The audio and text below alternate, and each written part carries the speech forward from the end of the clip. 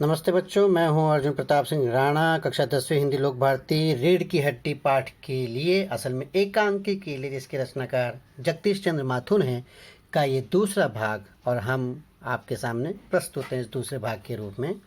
तो आगे बढ़ते हैं। उसके बाद पहले इन अनुदेशों का पालन कीजिए बच्चों, ताकि किसी तरह की तकलीफ परेशानी ना हो, और फिर हम बढ़ते हैं रीढ़ की हड्डी। इसके पात्रों को एक बार फिर मैं आपके सामने प्रस्तुत करता हूँ। उमा सुशिक्षित युवती है, देख रहे हैं आप लोग। रामस्वरूप उमा के पिता हैं, जो अपनी बेटी का विवाह कराना चाहते हैं। प्रेमा उमा की माँ है, जो पिताजी के साथ है। शंकर एक युवक है, वो लड़का जो सुशिक्षित युवती उमा से शादी करना तो चाहता है, लेकिन उसे अपने बराबर का हकदार नहीं समझता है। और गोपाल प्रसाद शंकर के पिता पेशे से एक वकील हैं, लेकिन लड़की ऐसी नहीं चाहते जो ज़्यादा पढ़ी लिखी हो, ऐसी चाहते जो कम पढ़ी लिखी हो या घर का काम संभाल लेती हो बस। और ये है रतन, रामस्वरूप का नौकर, सीधा साधा, जो परिवार में अपनी ड्यूटी निभा रहा है और जो कहा जाता है वो करने की कोशिश करता है। इसके पहले कि बच्चों मैं आगे बढ़ूं, पिछले वीडियो में, पिछली कक्षा में हमने देखा था कि रीढ़ की हड्डी में किस तरह से गोपाल प्रसाद अपने पुत्र शंकर को लेकर आते हैं और उनका स्वागत रामस्वरूप करते हैं। लेकिन उनके आने से पहले रामस्वरूप और रामस्वरूप की पत्नी प्रेमा चाहती है कि उमा करीने से आए, सज धज कर आए, अपने आप को इस तरह से प्रस्तुत करे कि गोपाल प्रसाद और शंकर बुरा ना माने। इसके अलावा हमने देखा कि शंकर थोड़ा सा बदतमीज़ भी है। जब उसे पूछा जाता है कि आप की पढ़ाई कैसी चल रही है, कोर्स ख़त्म होने में साल भर तो रहा होगा, तो कहता है साल 2 साल, क्योंकि मैं मार्जिन देकर चलता हूँ। तो तभी गोपाल प्रसाद के पिता जो है मामला संभालते हुए कहते हैं कि एक बार फेल हो गया था क्योंकि बीमार पड़ गया था, इसीलिए झूठ कहते हैं। बट फिर भी वो मामले को संभालने की कोशिश करते हैं और किसी तरह से उनके बैकबोन पर बातचीत होती है कि दोस्त, शंकर के दोस्त कहते हैं तुम्हारा बैकबोन। लेकिन यहाँ पे उसके पिताजी रुक जाते हैं, क्योंकि तब तक रामस्वरूप चाय और कप प्लेट लेकर आ जाते हैं। तो ये पिछली बार हमने पढ़ा था। फिर खूबसूरती के बारे में इनकी चर्चा चल रही थी कि खूबसूरती का कितना योगदान होता है। लेकिन इससे पहले कि मैं आगे बढ़ूं बच्चों, मैं कुछ बात आपको बताना चाहता हूँ इस पाठ से संबंधित, जो महिलाओं के बारे में है। हमारे समाज में महिला माफ़ करना, हमारे समाज में महिला अपने जन्म से लेकर मृत्यु तक एक अहम किरदार निभाती है। अपनी सभी भूमिकाओं में निपुणता दर्शाने के बावजूद पुरुष प्रधान समाज में महिला की योग्यता को आदमी से कम देखा जाता है। सरकार समय समय पर जागरूकता फैलाने वाले कई कार्यक्रम चलाती है, लेकिन इसके बावजूद महिला की ज़िंदगी पुरुष की ज़िंदगी के मुकाबले काफ़ी जटिल, मुश्किल हो गई है। महिला को अपनी ज़िंदगी का ख्याल तो रखना ही पड़ता है, साथ में पूरे परिवार का ध्यान भी रखना पड़ता है। वो पूरी ज़िंदगी बेटी, बहन, पत्नी, माँ, सास और दादी जैसे रिश्तों को ईमानदारी से निभाती है। इन सभी रिश्तों को निभाने के बाद भी वो पूरी शक्ति से नौकरी करती है, ताकि अपना, परिवार का और देश का भविष्य उज्जवल बना सके। अगर हम महिलाओं की आज की अवस्था को पौराणिक समाज की स्थिति से तुलना करें तो साफ दिखता है कि हालात में कुछ सुधार हुआ है। महिलाएं नौकरी करने लगी हैं, घर के खर्चों में योगदान देने लगी हैं। कई क्षेत्रों में तो महिला पुरुषों से आगे निकल गई हैं। दिन प्रतिदिन लड़कियां ऐसे ऐसे कीर्तिमान बना रही हैं जिस पे न सिर्फ परिवार या समाज को बल्कि पूरा देश गर्व महसूस कर रहा है। लेकिन यहाँ हम क्या देख रहे हैं कि उमा विवाह योग्य है। उसके पिता उसके विवाह के लिए उसकी उच्च शिक्षा को छिपाने को विवश हैं, मजबूर हैं, क्योंकि गोपाल प्रसाद और शंकर लड़के वालों की डिमांड है कि लड़की ज़्यादा पढ़ी लिखी नहीं होनी चाहिए। उमा को देखने के लिए एक लड़का शंकर आ रहा है। उमा इस सब के विरुद्ध है, किंतु माता पिता के आग्रह के सम्मुख वो नतमस्तक हो जाती है। देखिए आगे क्या होता है। तो शुरू करते हैं बच्चों यहाँ से। तो बात हुई थी खूबसूरती के मामले में। रामस्वरूप ने पूछा था शंकर बाबू से कि आपका क्या ख्याल है। शंकर बाबू, तो शंकर पूछता है किस मामले में? यही कि शादी तय करने में खूबसूरती का कितना हिस्सा होना चाहिए। क्यों ये प्रश्न पूछा है? क्योंकि गोपाल प्रसाद और रामस्वरूप पहले इस बारे में विचार विमर्श कर चुके हैं कि उनके ज़माने में खूबसूरती पर ध्यान नहीं दिया जाता था, क्योंकि माता पिता रिश्ता फिक्स कर देते थे और शादी के दिन ही दूल्हा दुल्हन एक दूसरे को देख पाते थे। तो शंकर का जवाब क्या आता है, उसके पहले ही गोपाल प्रसाद बीच में ही बोल देते हैं।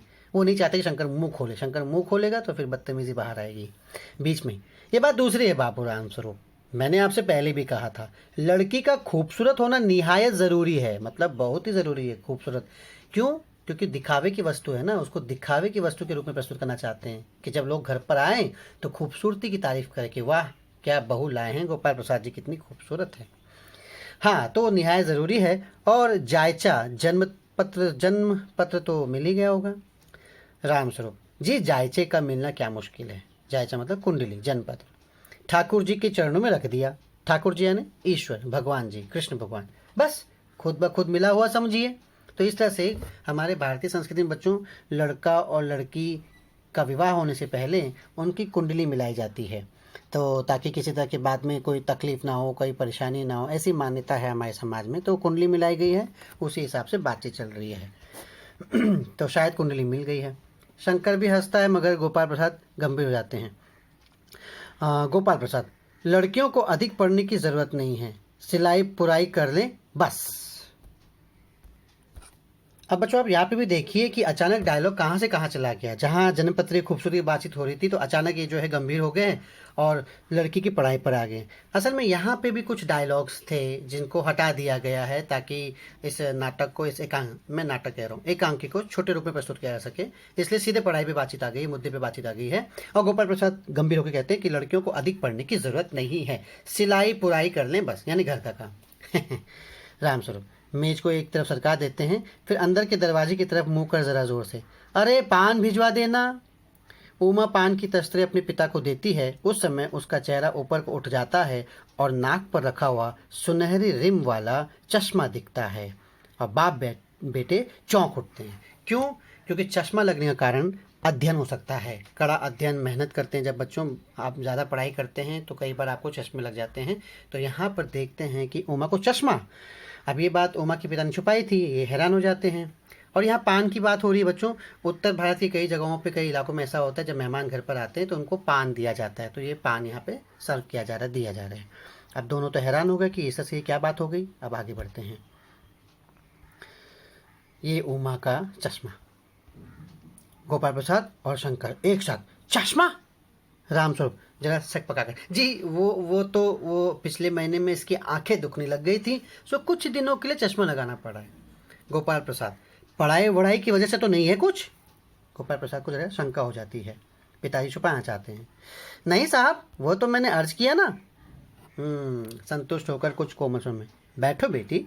रामस्वरूप, वहाँ बैठ जाओ उमा, उस तख्त पर, अपने बाजे वाजे के पास। उमा बैठती है। चाल में तो कुछ खराबी है नहीं, यानी जब उमा चलकर उस तख्त पे पास जाती है तो उसकी चाल देख रहे गोपाल प्रसाद, और देखने बराबर चलती है कि नहीं, मतलब पूरी तरह से, एक तरह से जैसे सामान को खरीदने से पहले, हम वस्तु खरीदने से पहले कैसे देखते हैं, उठा के और देख के ऐसे हाथों पे परख कर, उसी तरह से इंसान को, यानी महिला को, यानी एक युवती को, सुशिक्षित युवती को भी इस तरह से परखा जा रहा है। खुद के लड़के के बारे में नहीं सोच रहे हैं, लड़के के साथ यह हाल हो रहा है ऐसे। ओके, चेहरे पर भी छवि है, छवि यानी निखार, तेज। हाँ, कुछ गाना बजाना सीखा है? रामस्वरूप, जी हाँ, सितार भी और बाजा भी। सुनाओ तो उमा एक आध गीत सितार के साथ। अब यहाँ पे देखिए बच्चों, बात उमा से पूछी जा रही है लेकिन जवाब पिताजी दे रहे, ताकि वो नहीं चाहते कुछ गड़बड़ हो जाए, तो मामला संभालने के लिए जवाब वही दे रहे। फिर उमा सितार पर मीरा का मशहूर भजन मेरे तो गिरधर गोपाल गाना शुरू कर देती है। उसकी आंखें शंकर की झेंपती सी आंखों से मिल जाती हैं। झेपते ने शर्माती, यानी शंकर जो है बार बार अपनी आंखें झुका दे रहा है। उसकी आंखें शंकर की आंखों से मिल जाती है और गाते गाते एक साथ रुक जाती है। रामस्वरूप, क्यों, क्या हुआ? गाने को पूरा करो उमा। गोपाल प्रसाद, नहीं नहीं साहब, काफ़ी है, आपकी लड़की अच्छा गाती है। उमा सितार अंदर रखकर जाने को बढ़ती है, रखकर अंदर जाने को बढ़ती है। असल में उमा ने कुछ देख लिया है बच्चों, उमा ने शंकर को पहचान लिया है। महिला हॉस्टल की यहाँ, क्योंकि महिला हॉस्टल में रह के उन्होंने अपनी पढ़ाई पूरी की है, तो पहचान ली कि ये वही शंकर, वही नालायक लड़का है। लेकिन वो कुछ कहती नहीं, अंदर जाना चाहती, तभी गोपाल प्रसाद रोक देते हैं। अभी ठहरो बेटी। रामस्वरूप, थोड़ा और बैठी रहो उमा। उमा बैठती है, लिहाज करती है, पिता का मानती है, मान रखती है और बैठ जाती है। गोपाल प्रसाद उमा से, तो तुमने पेंटिंग वेंटिंग भी सीखी है? उमा चुप। रामस्वरूप, हाँ वो तो मैं आपको बताना भूल ही गया, ये जो तस्वीर टंगी हुई है ना कुत्ते वाली, इसी ने बनाई है, और वो उस दीवार पर भी है। तो कुत्ते वाली तस्वीर जो है उमा ने बनाई है। ये देखिए, और उस दीवार पे भी है, मतलब 2 तस्वीर बनाई है, तो ये तस्वीर दिखाई जा रही है इस तरह से, अनुमानित तस्वीर लगाई बच्चों। गोपाल प्रसाद, ये तो बहुत अच्छा है। और सिलाई वगैरह? रामस्वरूप, सिलाई तो सारे घर की इसी के ज़िम्मे रहती है, यहाँ तक कि मेरी कमीज़ें भी। आप देख सकते हैं बच्चों कि उमा कितनी टैलेंटेड प्रतिभावान है। घर का काम, संगीत, सिलाई, पेंटिंग और पढ़ाई जो छुपाई जा रही है, उच्च शिक्षा, सब में प्रतिभावान है। खैर, गोपाल प्रसाद, ठीक, लेकिन हाँ बेटी, तुमने कुछ इनाम विनाम भी जीते हैं? उमा चुप। रामस्वरूप इशारे के लिए खांसते हैं, लेकिन उमा चुप, उसी तरह गर्दन झुकाए। मतलब रामस्वरूप क्या चाहते हैं कि उमा कुछ बोले, बट उमा बोल नहीं रही है। गोपाल प्रसाद अधीर होते हैं और रामस्वरूप सक पकाते हैं, थोड़ा सा परेशान हो गए हैं कि बेटी जवाब क्यों नहीं दे रही है। जवाब दो उमा, गोपाल से। जरा शर्माती है। इनाम तो इसने, गोपाल प्रसाद जरा रूखी आवाज़ में, ज़रा इसे भी तुम मुंह खोलना चाहिए। रामस्वरूप, उमा देखो आप क्या कह रहे हैं, जवाब दो ना। उमा हल्की लेकिन मजबूत आवाज़ में, क्या जवाब दूं बाबूजी? जब कुर्सी मेज बिकती है तब दुकानदार कुर्सी मेज से कुछ नहीं पूछता, सिर्फ खरीदार को दिखला देता है, पसंद आ गई तो अच्छा है, वरना। अब उमा को गुस्सा आ गया है और उमा अब जवाब देना चाहती है, जवाब दे रही है। रामस्वरूप चौंक कर खड़े हो जाते हैं। उमा, उमा। बच्चों, यहाँ के बाद जो डायलॉग है उसमें भी कटौती की गई है।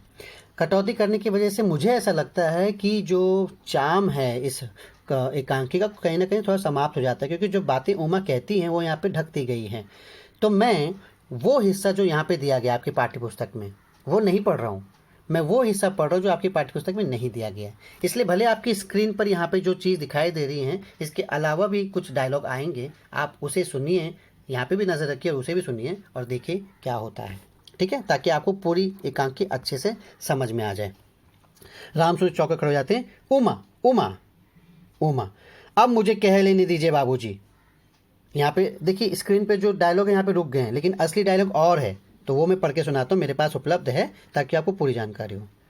अब मुझे कह लेने दीजिए बाबूजी, ये जो महाशय मेरे खरीदार बनकर आए हैं, इनसे ज़रा पूछिए कि क्या लड़कियों के दिल नहीं होता? क्या उनके चोट नहीं लगती? क्या वो बेबस भेड़ बकरियां हैं जिन्हें कसाई अच्छी तरह देखभाल कर खरीदते हैं? तो उमा अपनी भावनाएं प्रकट कर रही हैं और अपने स्वाभिमान का परिचय देते हुए साहस के साथ अपनी बात रख रही है। आपको समझ में आ रहा होगा बच्चों। गोपाल प्रसाद कहते हैं, ये तो हमारी बेइज्जती। उमा ताव में आकर, जी हाँ, हमारी बेइज्जती नहीं होती जो आप इतनी देर से नाप तौल कर रहे हैं। और ज़रा आपने अपने इस साहबजादे से पूछिए कि अभी पिछली फरवरी में ये लड़कियों के हॉस्टल के इर्द गिर्द क्यों घूम रहे थे और वहाँ से क्यों भगाए गए थे। बच्चों, ये डायलॉग यहाँ पर नहीं है, देखिए जो मैंने पढ़ा, आप सुनते जाइए। शंकर, बाबूजी चलिए। गोपाल प्रसाद, लड़कियों की हॉस्टल में? क्या तुम कॉलेज में पढ़ी हो? अब यहाँ पे बच्चों देखिए अब तक छुपाई गई है। जब हॉस्टल कहा तो अब गोपाल प्रसाद अनुमान लगाते कि क्या तुम हॉस्टल में रहकर पढ़ाई कर चुकी हो, यानी उच्च शिक्षा पूरी की है। तो रामस्वरूप चुप, ये बातें यहाँ नहीं दी गई हैं बच्चों, इसलिए मैं आगे बढ़ रहा हूँ, ठीक है। हाँ, अब आगे देखिए। उमा, जी हाँ, मैं कॉलेज में पढ़ी हूँ, मैंने बीए पास किया है, कोई पाप नहीं किया, कोई चोरी नहीं की और न आपके पुत्र की तरह ताक झांक करके कायरता दिखाई है। मुझे अपनी इज्जत, अपने मान का ख्याल तो है, लेकिन इनसे पूछिए कि किस तरह नौकरानी के पैरों पड़कर अपना मुंह छिपाकर भागे थे। रामस्वरूप, उमा, उमा। गोपाल प्रसाद खड़े होकर गुस्से से, बस हो चुका। बाबू रामस्वरूप, आपने मेरे साथ दगा की। आपकी लड़की बीए पास है और आपने मुझसे कहा कि सिर्फ मैट्रिक तक पढ़ी है। लाइए, मेरी छड़ी कहाँ है, मैं चलता हूँ। छड़ी ढूंढकर उठाते हैं। बीए पास, ओफो, गजब हो जाता, झूठ का भी कुछ ठिकाना है। आओ बेटे चलो। दरवाजे की ओर बढ़ने आते हैं। तब तक उमा कहती है, जी हाँ, जाइए, ज़रूर चले जाइए, लेकिन घर जाकर ज़रा ये पता लगाइए कि आपके लाडले बेटे की रीढ़ की हड्डी भी है या नहीं, यानी बैकबोन।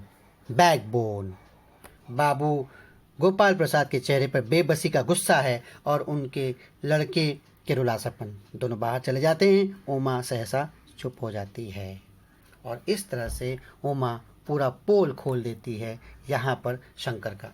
बच्चों कितने बेहतरीन तरीके से, किस साहस से उमा ने यहाँ पे अपनी बात को प्रस्तुत किया और बिना झुके, बिना बर्दाश्त किए अपने पिता का मान तो रखा शुरू में, लेकिन जब ज़रूरत पड़ी, आवश्यकता पड़ी साहस दिखाने का, तो उन्होंने साहस दिखाया और सच्चाई सामने ला दी। जब वो अंत में कहती ना कि अपनी बेटी की रीढ़ की हड्डी है क्या, बैकबोन, तो यहाँ पे एक प्रतीकात्मक अर्थ भी इसका दिखाई देता है। पहले तो ये कि बैकबोन यानी मार खाने से उसकी हड्डी टूटी हुई थी यानी तोड़ दी गई थी उस वक्त। दूसरा ये भी कहा जाता है, बैकबोन एक प्रतीकात्मक अर्थ में ये भी कहा जा सकता है, बैकबोन यानी जिसका अपना स्वाभिमान होता है, जो अपने पैरों पे खड़ा होता है, जो इज्जत मर्यादा का ध्यान रखते हुए सबकी सहायता करता है, या फिर एक अपनी इज्जत बनाकर रखता है।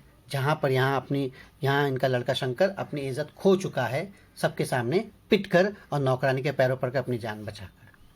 तो इस तरह से बच्चों हमारा ये एकांकी यहाँ पे समाप्त होता है।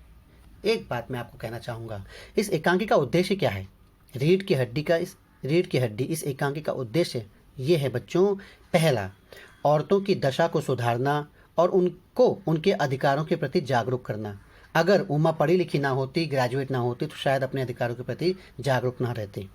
दूसरा, लड़कियों के विवाह में आने वाली समस्या को समाज के सामने रखना कि किस तरह से जब लड़की के विवाह की बात आती है तो माता पिता को क्या क्या जतन करने पड़ते हैं, सिर्फ सामाजिक सुरक्षा के नाम पर या सामाजिक पद्धति या परंपरा के नाम पर। तीसरा, स्त्री शिक्षा के प्रति दोहरी मानसिकता रखने वालों को बेनकाब करना, जो खुद तो पढ़ना लिखना खूब चाहते हैं, लेकिन जब स्त्री की पढ़ने लिखने की बात आती है तो किस तरह से उनकी मानसिकता बदल जाती है। चौथा, स्त्री को अपने विचार व्यक्त करने की आज़ादी देना। स्त्री को भी अपने विचारों को व्यक्त करने की आज़ादी होनी चाहिए, वो भी पुरुषों के समान है, बराबर है। पांचवा, बेटियों के विवाह के समय माता पिता की परेशानियों को उजागर करना कि क्यों माता पिता झूठ बोलते हैं, क्या वो प्रथा है, दहेज जैसी प्रथा जिसकी वजह से ऐसा करना पड़ता है माता पिता को, इस प्रथा को ख़त्म किया जाना चाहिए। कानूनी रूप से तो ख़त्म किया जा चुका है, अब हमें भी सामाजिक रूप से ख़त्म करना होगा, उठना होगा, लड़ना होगा, उमा की तरह फाइट बैक करना होगा। और छठा, औरतों को उसके व्यक्तित्व की रक्षा करने का संदेश देती है और कई सीमा तक ये एकांकी अपने उद्देश्य में सफल होती है।